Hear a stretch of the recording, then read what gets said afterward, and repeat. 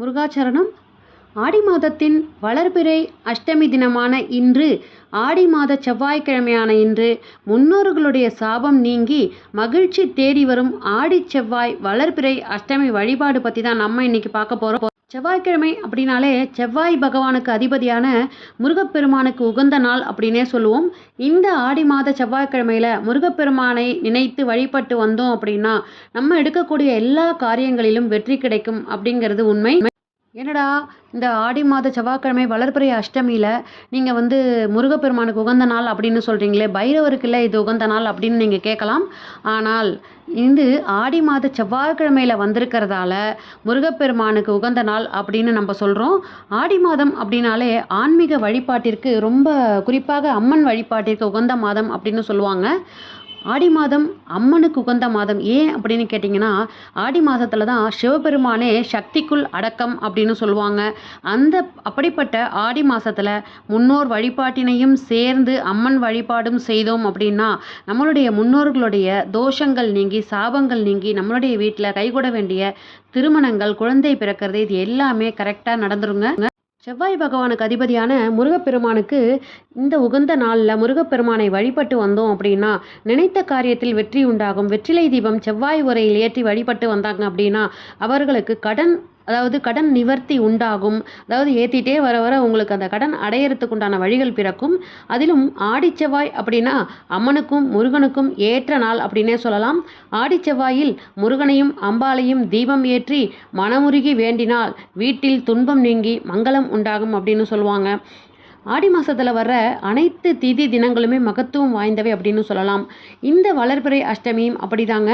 செவ்வாய்க்கிழமையான இன்று, வளர்பிறை அஷ்டமியான இன்று, வாராகி அம்மனை இந்த ஆஷாட நவராத்திரி மாலை நேரத்தில், ராகுகால நேரத்தில் வாராகி அம்மனையும் துர்க்கை அம்மனையும் நம்ம வழிபட்டு வந்தோம் அப்படின்னா சொல்ல முடியாத பிரச்சனைகள் மனசுக்குள் எவ்வளவு இருந்தாலும் அவை அனைத்தும் உங்களுக்கு உங்களை விட்டு அடித்து சென்று விடும் அப்படிங்கிறதான் உண்மை. இந்த செவ்வாய்க்கிழமை அன்னைக்கு வளர்பிறை அஷ்டமி திதியும் இணைந்து வருவது இன்னொரு சிறப்பு. இந்த அன்னைக்கு அம்மனையும் முருகப்பெருமானையும் மற்றும் பைரவரையும் வழிபட உகந்த நாள். இந்த நாளில் விரதம் இருந்து பூஜை செய்கிறதன் மூலயமா நம்மளுடைய குடும்பத்தில் இருக்க கஷ்டங்கள் எல்லாம் நீங்கி செல்வம் பெருகும், கடன் தீரும் மற்றும் நம்மளுடைய ஆரோக்கியம் மேம்படும் அப்படின்னே சொல்லலாம். இந்த நாளில் சிவபெருமானுடைய ஆலயத்திற்கு மாலை நேரத்தில் செவ்வாய்க்கிழமை அன்னைக்கு போயிட்டு கால பைரவரை வணங்குவதன் மூலம் நமக்கு இருக்கும் பணக்கஷ்டம், நம்ம மகிழ்ச்சி இல்லாமல் இருக்கிறது, உடல்நிலை சரியில்லாமல் இருக்கிறது, இது எல்லாமே சரியாகிடும் அப்படிங்கிறது ஒரு நம்பிக்கையாகவே இருந்துட்டு வருது. ஆடி செவ்வாய் வளர்பிறை அஷ்டமி அன்னைக்கு பெண்கள் அதிகாலையில் எழுந்து குளிச்சுட்டு பூஜை அறையில் அம்மனை நினைத்து ஒரு தீபம் ஏற்றி வச்சிருங்க. அதன் பிறகு பைரவர் படம் இல்லைனா சிவபெருமான் படத்திற்கு ஒரு அகல் தீபம் ஏற்றி வச்சு செவ்வரளி பூக்களால் நீங்கள் அலங்கரிச்சிருங்க. நைவேத்தியமாக செவ்வாழைப்பழம் வைத்து மற்றும் தேங்காய் உடைத்து வழிபடுங்க. கோவிலுக்கு போகும்போது சிகப்பு நிற மலர்களான செம்பருத்தி, செவ்வரளி, ரோஜா மற்றும் அபிஷேகத்திற்கு மஞ்சள், குங்குமம், பைரவருக்கு சிகப்பு நிற துணி போன்றவற்றை நீங்கள் வாங்கிட்டு போங்க. சிவன் கோவிலுக்கு போயிட்டு அங்கே இருக்கிற கால பைரவருக்கு 108 1 ரூபாய் நாணயத்தை வச்சு அர்ச்சனை செய்யுங்க. 108 முடியாதவங்க வெறும் 8 1 ரூபாய் நாணயத்தை வச்சு அர்ச்சனை செஞ்சுக்கோங்க. அஷ்டலக்ஷ்மியின் பெயரை சொல்லி நம்ம அர்ச்சனை பண்ணணும். அடுத்ததாக முதல்ல ஒரு 2 புதுசாக ஒரு அகல் தீபத்தை வாங்கி அதில் நெய் ஊற்றி பஞ்சு திரி நூல் போட்டு விளக்கு ஏற்றுங்க.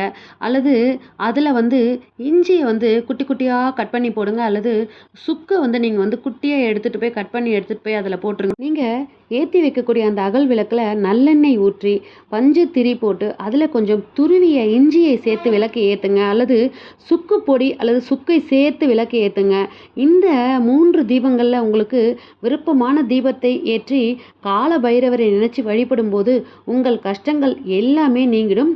இந்த ஆடி செவ்வாய் வளர்பிறை அஷ்டமி அன்னைக்கு உங்களுடைய கஷ்டங்களை சொல்லி வழிபடாமல் அதற்கு மாறாக உங்களுக்கு செல்வம் செழிக்க வேண்டும், மகிழ்ச்சியாக இருக்க வேண்டும் அப்படின்னு நீங்கள் சொல்லி வேண்டுங்க, வழிபடுங்க.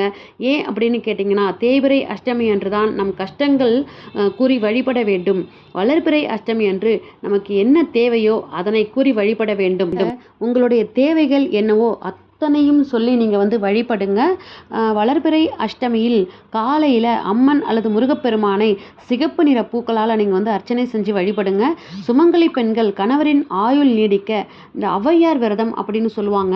அது இந்த செவ்வாய்க்கிழமையில் இருப்பாங்க. இருக்க முடிகிறவங்க, பழக்கம் இருக்கிறவங்க இருங்க, மற்றவங்க வேண்டாம், தவிர்த்துடுங்க. ஆடி வளர்பிறை அஷ்டமியில் பைரவரை வழிபடுறதால சூரிய சந்திர கிரகங்கள் மற்றும் ராகு கேது கிரகங்களுடைய தோஷங்கள் எல்லாம் நீங்கிடும். துஷ்ட சக்திகள் எல்லாம் கிட்ட வராது. நேரடி மற்றும் மறைமுக எதிர்ப்புகள் நமக்கு இருந்தால் அது சரியாகிடும்.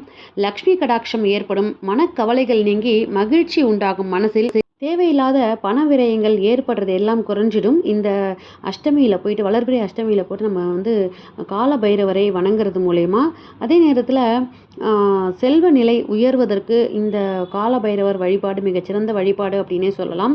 பித்ரு சாபங்கள், குல சாபங்கள் இவை எல்லாமே வந்து நீங்கிடும். தொழில் வியாபாரத்தில் நல்ல செல்வ நிலை உயரும். நஷ்டம் ஏற்படாமல் காப்பாற்றிடும்.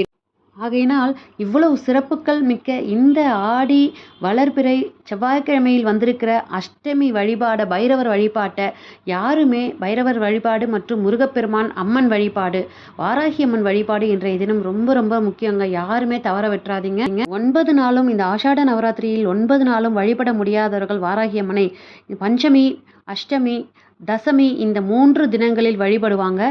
அந்த வகையில் இன்றைய தினம் அஷ்டமி வழிபாடு மாலை நேரத்தில் வந்திருக்கக்கூடியது.